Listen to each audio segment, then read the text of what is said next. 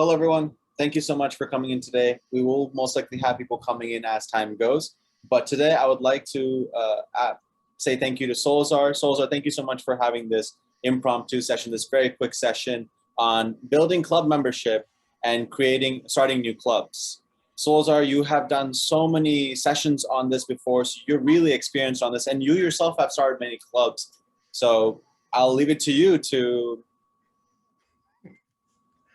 let us know more. Take it away. Okay, I'll take it away. That was as clean a handoff as we could possibly get. So Yoshida and Cherry, as two attendees other than Nishant here, I have a couple of questions. So are you more interested in membership building, or are you more interested in building clubs, or are you interested in both?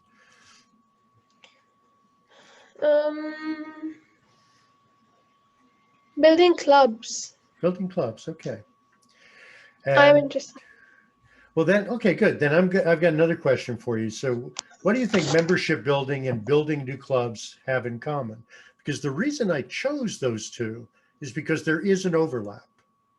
And you don't have to worry, there's not right or wrong answers, just what do you think? Or you could say, no, you tell me. No, I think I think that I think starting a new club, I feel, was tougher than getting more members, I feel, because at least when you're getting new members, there is something to show them that there's already an established club and there are people in here and what's going on. When you're starting a new club, you have to first of all find people who are interested, who have some common interests. So I think this overlaps for both, that finding people with common interests who would like to join a venture like this, irrespective of whether there is already a club or not. So that's one common thing that comes to my mind. And that actually is the common thing. You nailed it. You walked right into that. You walked right into it very cleanly. Is that in both cases you need people. Now, one thing that you said is probably harder to build a club. One of the reasons you might think that is actually because you already know what your club is. So you say, okay, I already know my product. But when you're starting a club, what you're doing is creating a product. And so there's really not much difference. You're really presenting to people, would you be interested in this particular product? So every club needs members. And it's the same thing even if you're building a club. You have to ask yourself, when you are an existing club, what's unique to your club? It's the same thing that you need for members. It's your members. That's what's unique about every club.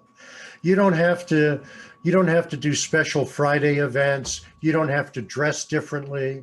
You don't have to do something uniquely special. But the thing to draw members into a club is to actually talk about your members. What's unique about them? So, for instance, in your club, Yoshida, and welcome Diane and Carrie Lynn, in your club, is there someone unique in your club that just recently gave a speech about something that was interesting or engaging, and you said, oh, I never knew that about them? Or is there something interesting about the members of your club that you can think of? Anything. Doesn't have to be extra special. Yeah, about the speech giving, yes, there was one person, though the most latest speech that was given was mine. I did it, but before me, another member had given a speech about publishing books, that what's the process of publishing books. And that was kind of a revelation for me, because I like to read, but I never thought that if somebody is writing something new and putting it out there, there's a whole process that they have to go through, quite a few ups and downs to get it approved and out there. So that was something that was very interesting for me, and something that I learned. So he's that same person generally talks about very different topics. So I like that about that member. He brings out good topics, and I always learn something whenever I hear his speech. So that's one thing. So even though I know you want to know more about building clubs, I still want to stay with building membership first, because I want to use that to leverage into. I want you to know that I'm not ignoring you. Jerry's been quiet. Diane hasn't said anything. So I'm just going to stay with this idea, is that's a perfect, oh, you're going to say something, Diane. Listening attentively. Oh, no, of course. I knew you joined in process. So where I started was, the commonality of building a new club and building membership is about finding people. That's kind of the thread I'm going with here. So what I want to look at is that when we start saying, what do I want to tell people about my club? Well, every Toastmasters club has the same things. We give speeches, we do table talks, we do evaluations, we follow the Toastmasters model. And I'm not trying to say that like it's a bad thing, but what makes a club unique, like yours, Yoshida, for instance, which club was that you were speaking about? You're on mute. It was about Galaxy speakers, the So, club here at Samsung.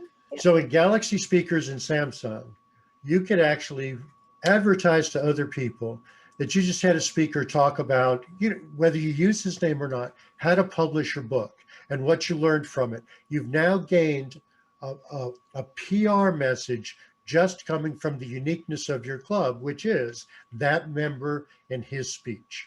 That's a uniqueness. And we can all do that with our clubs. There's always, now not every meeting every week has something unique. And I'm sure yours was unique as well. But what we can do is we can do outreach. Now, I know Diane is an officer in her clubs.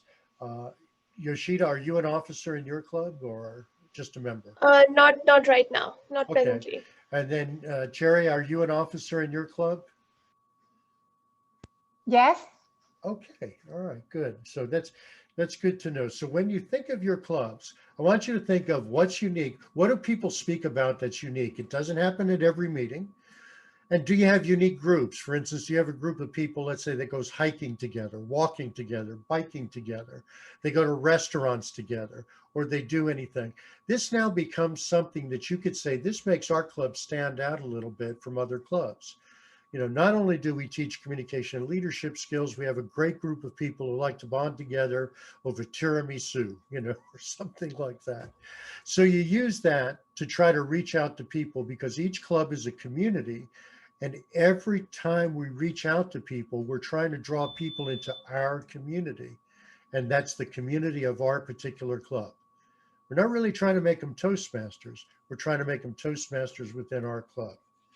And that's important to think about even later when we get to kind of starting a club and what steps we need to do at that time. So sometimes when clubs are looking for members, there's often a tendency to say, no one's doing anything in this club. And so we all run around saying nobody's doing anything. And that's why I asked if you're a club officer. And Anna, are you a club officer of your club? She's not answering, she's hiding. And is it Madura Joshi? Is that Madura? That's right. Oh, good. Are you an officer in your club? Yes, I am. I'm president of my club. Which club is that, Madura? It's Optical Orators at Infinera. It's a Thanks. corporate club. Thank you so much. And how about Denise? Denise, are you an officer in your club? Thank you, Anna. Such a chat saying, not an officer. Denise, well, here's why I ask. If we're officers of a club, it doesn't matter whether the VPPR, the VPM, or anybody else is doing something. We have the ability to send out social media and emails about our club and say, here's what we're doing. Here's what we're doing at our next meeting, and here's what we did at our last meeting. Now, when it's a weekly club, it's also good to share that here's what we did at our last meeting around through the officers so it doesn't become overwhelming. But then we ask our members. Now, the best public PR resource we have in our clubs is always the members. We ask our members to share that information with other people. So I always like to ask the members, for instance, are you telling anybody about your club? And if you're not, why not? And I'm not talking just their spouse or children. I'm talking about somebody they meet at the grocery store or friends that they have in another club or organization that they belong to, or even their other friends that they talk about. Do they invite them to meetings? Do they tell them about the meetings? Do they tell other people? Do they just share? Now, I'm not talking about they have to sell it like they're selling a used car. But what we want our members to do is to talk to other people about the club. That's how we get members. Now, the best tools that we seem to have in our arsenal right now, if we're a corporate club, it's good to create a linked up presence, because that's where professionals are looking, and that's where people are looking at companies. Linked up, again, we want to do all of our PR at no cost to low cost. We start with no cost and we keep pushing the no cost button. So, but linked up is a great place. But if you do linked up, you have to post a recurring article on a regular basis. And I recommend weekly, because, and I mean an article, this is not a notification of, geez, our club did this or our club did that. We create a linked up site for a club, but then this week we talk about, here's leadership in a particular type of way. Here's one aspect of leadership. Here's something we've learned about presentation skills, boom, boom, boom. We put small, short professional articles in there to draw a professional demographic to LinkedIn, our LinkedIn site, and subsequently to our club. But for everybody, two other tools that are so easy to use are Meetup and Facebook. Now, because District 101 provides access to Meetup for every club in the district, so you don't have to buy your own group site or your own site, every one of us can go to the District 101 site in the PR resources, and it gives you the link to get your Meetup site on District. Once you do that, you're tying into close to 2,000 other users within the district that have Meetup sites.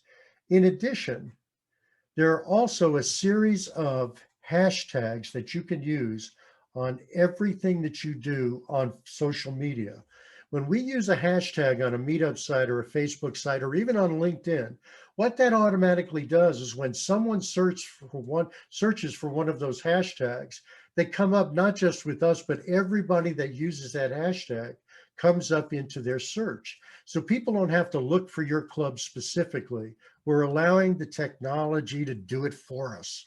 And that's an important thing. And I'm going to pull them up and post them. I wasn't sure how this was going to go, but I'm going to pull them up and post them into the chat room so you can have those. But the other thing is, Meetup also allows us to post to Facebook. And that's why it's also nice to have a Facebook site, because it doesn't take high maintenance and it takes very little for us to do that. And when we post to our Meetup, we can have it automatically post to our Facebook site. And that's a beautiful thing. Once again, the technology is passing us out further and further by just using what it makes available. We don't have to do it. Now, notice I said earlier about posting after your meeting. That's one of the things we definitely want to do. We want to put a post on our social media before our meeting within a couple of days, with the exception of what I said about LinkedIn. LinkedIn, you want to do articles. You don't want to do an article saying we're meeting on Friday at 10 p.m. or 10 a.m. rather, and do that. LinkedIn, you want to do articles. You're drawing a professional demographic. Here's why it's good to have better communication skills in the corporate environment. Here's how public speaking has helped my career. Here's how I've learned to give a more effective performance reviews through the evaluation process. Little blurbs like that appeal to your professional demographic. But when we're community clubs or other clubs anyway, and we're using Meetup and Facebook, now we're appealing to people, not necessarily professionals. We're opening up to the rest of the community. And so we use Meetup, we put a little blurb a day or two before the meeting, we put a little blurb a day or two after the meeting, and we also have Meetup post that to our club Facebook site if we have one. If you don't have one, make one. It's really simple. And then the hashtags, oh, I didn't put in the hashtags. I'm sorry, I put in the wrong thing. I so apologize. There we go. The hashtags, let's see if I got it this time. We'll then create, no, it won't. Then create those connections that you want with with other people who are searching for those type of topics. So that's a really important thing. But I will get the hashtags in there before we get done. So are there any questions, by the way? I'm doing a lot of talking, but nobody's asking questions. So the key that works for building membership is consistency and regular posting, letting people know what you're doing and letting them know about the unique things happening at your club. Somebody spoke about this, somebody spoke about that. We did this table topics, which is unique and different. It doesn't have to be a lot of words, but it has to be consistent. So the other thing is, you want to encourage your members to post on their own social media about your club. Go ahead, Nishant. I didn't see your hand. I'm sorry. Nice. So I just have a quick question regarding the interaction with the posts. So sometimes club members have an issue with interacting with the post, with spreading the word or whatever it is. How would you get around the initial hesitation of people interacting with the post and like promoting the post? Well, that's a really good question. I'm glad you asked that. An important thing, going back to Meetup for a minute, in order for Meetup posts to be broad-based to the community, you have to have at least 3 people RSVP to it right away. So you need to get your officers and your members to RSVP to your posts. That's the first thing. The second thing is you have to remember that we seem to think that we tell somebody something one time and they will always remember it. You know, as a master trainer, I was certified as a master trainer. One of the things that they stress again and again and again is that training is an ongoing process. It never stops. It's continuous. So we need to mention it again and again at our meetings. Want to encourage people to go in and comment about the meeting. Say what you liked. Invite other people to come in and look at the post. If you don't have a Meetup account, get one. It's free for the individuals. Get one because we want you to also post and comment on our Meetup.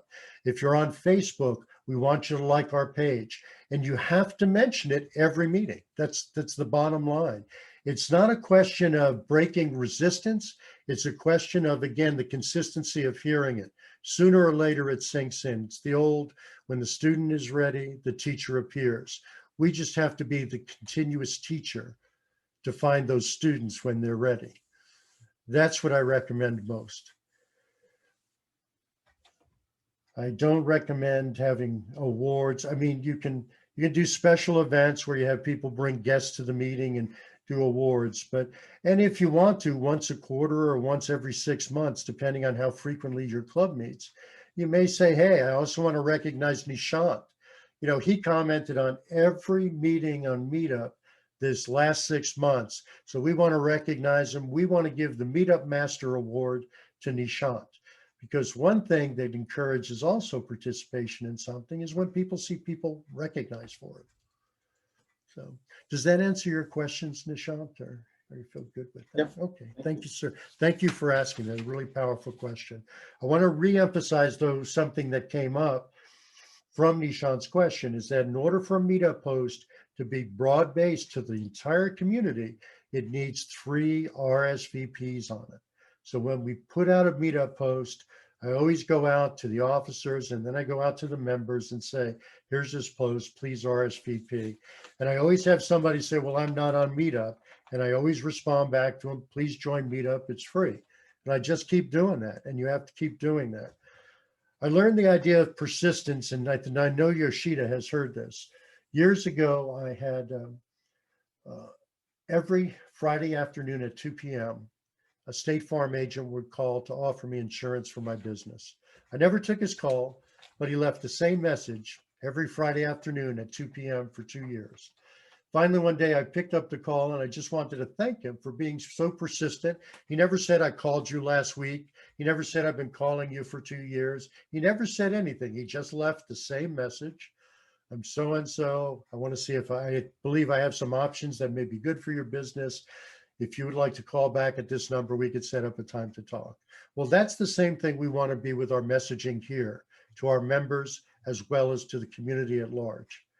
We never know when we're going to hit pay dirt on that result, but we want to keep doing that same result because eventually it will hit pay dirt.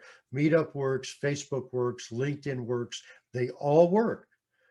Everything is all about timing and about the messaging that we're putting out about our club. Solarzar, there's also a question in the chat from Cherry. Do you mind if I read it out for you?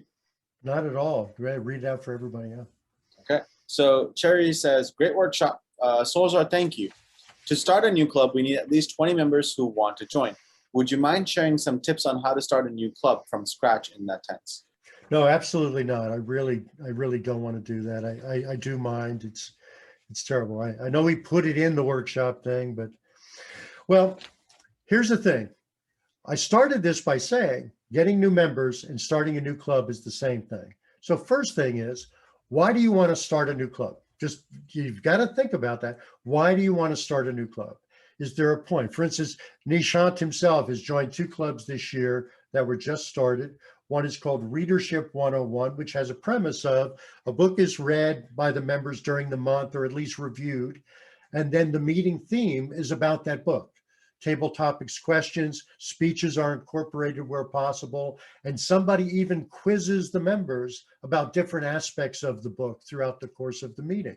So there's something here. It's encouraging reading, and it's also encouraging engagement about the topic that you all shared.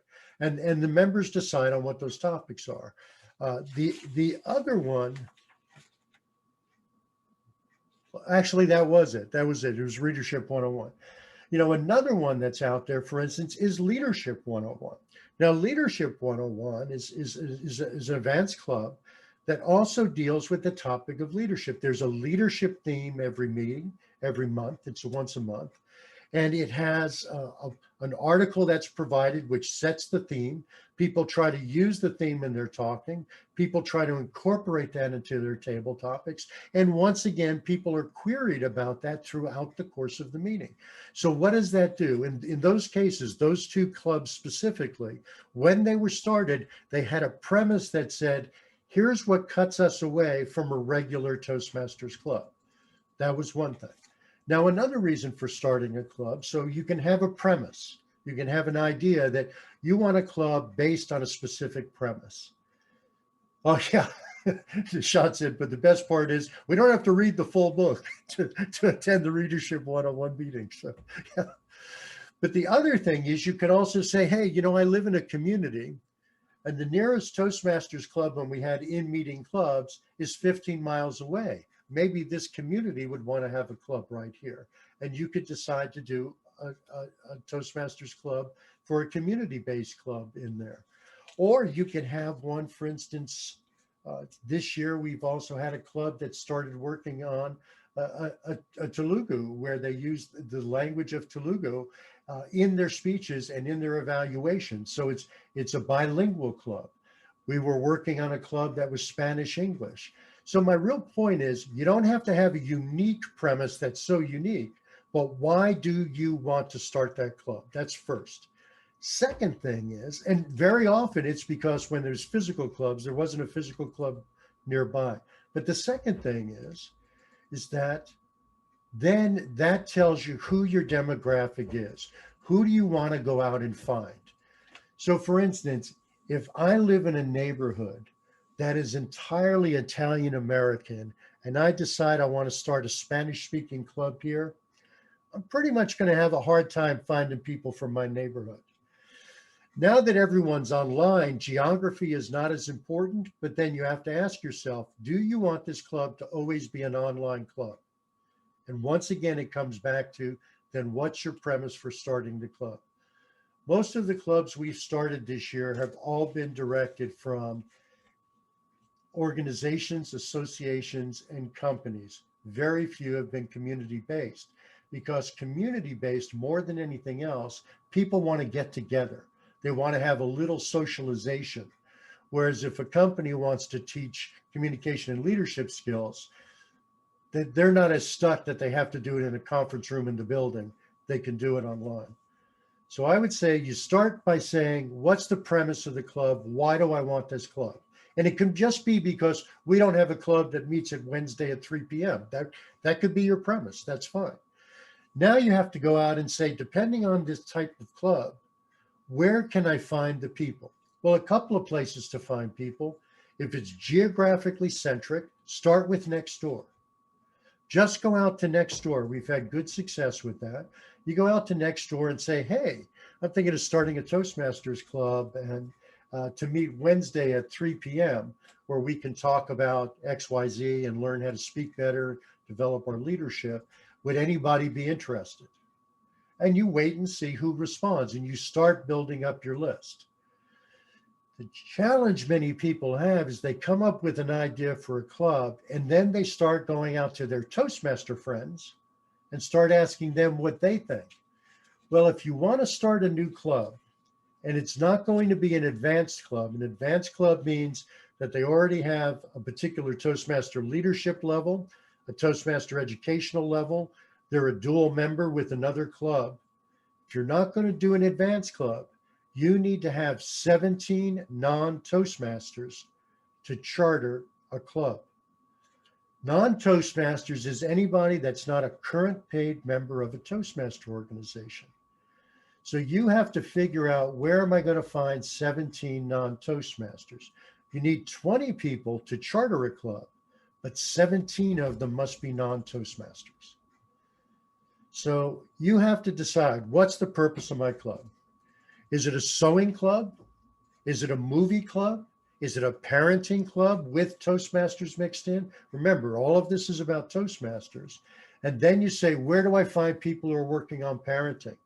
Does the local community center have classes on parenting where I could advertise? Is there a parenting group in town? Is there a parenting association?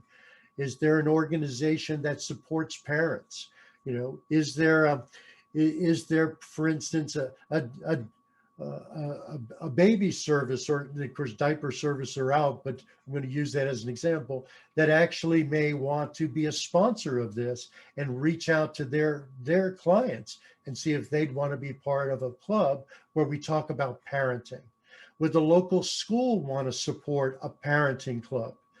There's different things you have to consider that before you go out. Now, that's really, in my opinion, the hardest part of starting a new club. Why do you want the club? Does it fit a need? And then cloth diaper service still exists from Carrie Lynn. Thank you, Carrie Lynn. Thank you. So I'm not just dating myself, but maybe I am. But but what's the purpose of your club? And then where can you find people that want that niche? Because just because I want to have a club that talks about, let's say, parenting, doesn't mean people in the community do. That's when you go out. Nextdoor is excellent. You can also go out, if you already have your own Facebook page, use your own Facebook page. Don't build a page for any club yet, because it's not a club. Just go out and start asking people, would people be interested, and start gathering people. Now, in order to do a demo meeting, what you do is you come to the club growth director, currently Yifan Zhu, and then she'll come to me. I'm the club extension chair this year for District 101, but only for the next month and a half. Then the new team will take over. But then we'll come and we're going to tell you, we need to have 30 people at a demo meeting for us to put a demo on for you. And you're going to say, oh my God, we just went from 17 non-Toastmasters to 20 potential charter members to now I need 30 people. And why do we want 30 people? Because we want to, when possible, we want a charter coming out of that demo meeting. The longer it takes to charter a potential new club, the more the energy drains. Now, here's another thing which I didn't make. I made a quick leap, and I was just checking time, is that sometimes when a club is struggling to build members, there's two things you can do. You can always do a speechcraft, and Toastmasters International has just redone the speechcraft program. So you can get up to 7 speeches in your speechcraft program, and they'll translate into your Pathways program, and you get credit for them if you join Toastmasters after the speechcraft. But the other thing is, is that sometimes you need to let that club die and get those members to help you build a new club. Because what engages us very often, most of us in Toastmasters, we love to hear icebreakers. We love to hear new experiences of other people. And when suddenly we bring in this person that has all the energy in the world because they're so excited to be a Toastmaster, you know what? That rubs off on us. One of the most exciting things you could ever do is build a new club because of what it does to you, never mind the club itself. All these new people that are engaged, enthusiastic, and really want to participate in the Toastmasters program re-energizes everybody that participates in it. I've seen that. It just happens all the time. So starting a new club is really about two things. One, you have that premise. What's it for? It could just be, like we said, a club that meets at 3 p.m. on Wednesdays. You know, the other thing is it could be a club that wants to focus on a particular type of theme, like Readership 101 or Leadership 101 or Savvy Investing that's building right now, where all of their meetings are about investing themes. You know, it can be all of those things. Or they could be a parenting club. Then you say, where can I find the people that would have that interest? And you start from right where you are. You don't have to go out to the world. You start from right where you are. You go with Nextdoor, you go with your Facebook site, you go with your personal social media, and you start asking people if they would be interested. At the same time, try to get other Toastmasters engaged to help you in the building of the club. Once you have that premise, once you have that idea, all you need to do is contact the club growth director for the district. Right now, Yifeng Zhu, and it'll be someone else after the end of June, starting 1 July. But you contact that person, and the team there is designed to help you do the outreach, to find where you can do the connections, to give you the information you need to know in order to create the foundation for that club, and also to support you through the chartering process and beyond by helping you with club sponsors and club mentors. So I don't know, Cherry, if I'm answering your question, but please let me know if there's something else you would like to get. Okay, thank you so much. Thank you so much. Both of those things, I encourage a couple of things. One is, I think building membership is fun, but it can't just be you, whether you're an officer or just a member. It has to be as many people as you can get engaged or not. If your members won't engage, that doesn't mean you stop doing your part. It goes back.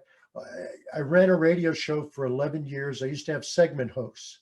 One segment host was on a little over 2 years. He did a 15-minute segment once a week. He came and said, Solarzar, I'm not getting any business out of this. I'm going to stop. A year later, he got 5 new clients from the segment he used to do on the show that he'd stopped doing a year before. You know, they said, oh, I remembered. I always put it down on my calendar. I always remembered, and I came back. It's the point of everything you do to get a member today may not get you a member today, but it may get you a member tomorrow. If the club is not going to get better, don't bust your head getting members. Start a new club. First, try a speechcraft. Try to build your membership by doing a speechcraft and getting all your members involved. It really can be a lot of fun. Everybody gets engaged. They can not only be presenters, they can help with the planning, the marketing, and they could be mentors for these people that come in, non-Toastmasters, that are doing their speeches. And that reinvigorates them. If that doesn't build your club membership, the same skill set from that speechcraft is all you need to build a club. You just need to have an idea, a premise, and a direction. Madhuri, you just put your video on. Did you have a question? You're muted still. Yes. Yes, I'm just unmuting myself. I have a question, the same question that Terry has. For a corporate club. So if a club is been there for many, many years, the energy goes up and down.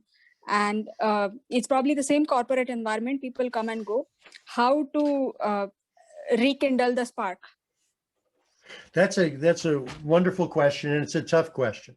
First, it goes to what's the and you don't have to answer this. I'm just going to, what's the culture of that company itself? Do you have HR support? Do you have management support? Is there one belly button in your club? Hey, Kyle, is there one belly button in the company, for instance, that is promoting your club to the company?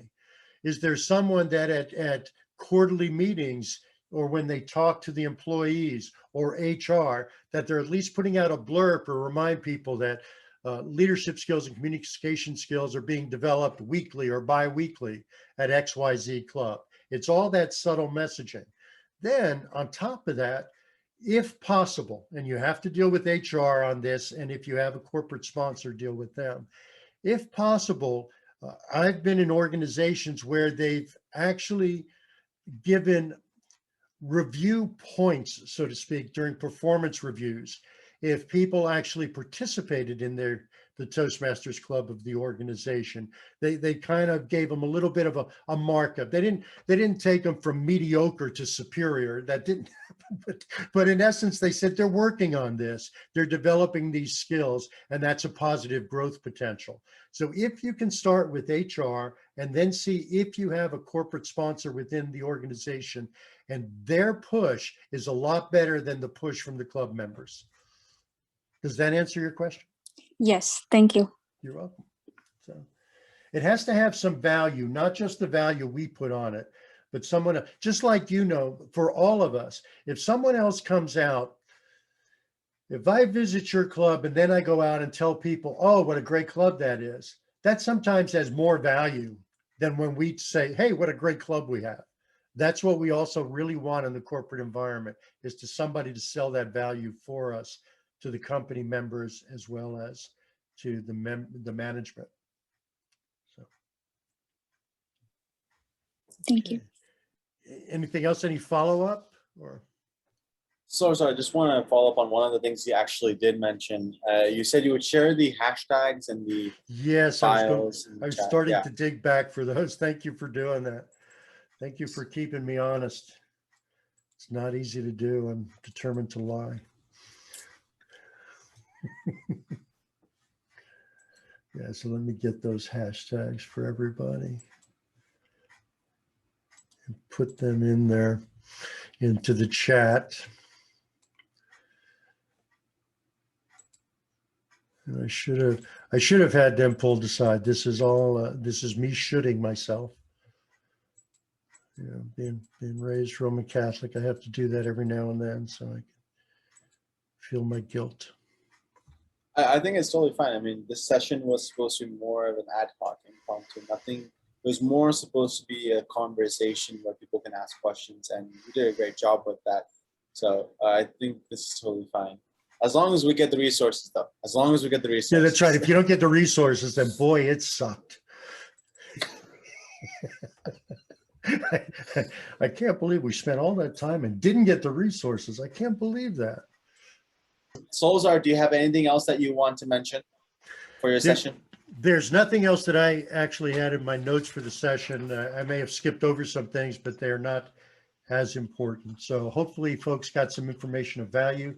I did put the meetup link in the chat room. If you don't have a meetup on District 101, I encourage you to get one. And I also did put the hashtags. So Nishant, I think there is a question from Cherry, which we... Yes, members are just so busy now that COVID restrictions are easing. Would you mind sharing some tips on how to keep the members engaged? Yeah, the one thing that I will say, and other people may have other ideas, but the one thing that I will say is keep the meetings fun and entertaining. If we start getting too serious about ourselves and too serious about what we're doing, we lose the element of fun in our meetings. And we've got to keep them fun. We've got to actually make me feel that by not going to the meeting, I missed something. We want to do that. So sometimes because we're so busy, we get so structured in our meetings that we're running into, oh, and Nishant, could you be the timer this morning? And Kyle, would you fill in for table topics? I'll send you the questions. And we get into all this like busyness before the meeting, and that sets the whole tone. So try to get members there early, try to engage socially, try to keep the meetings fun and light.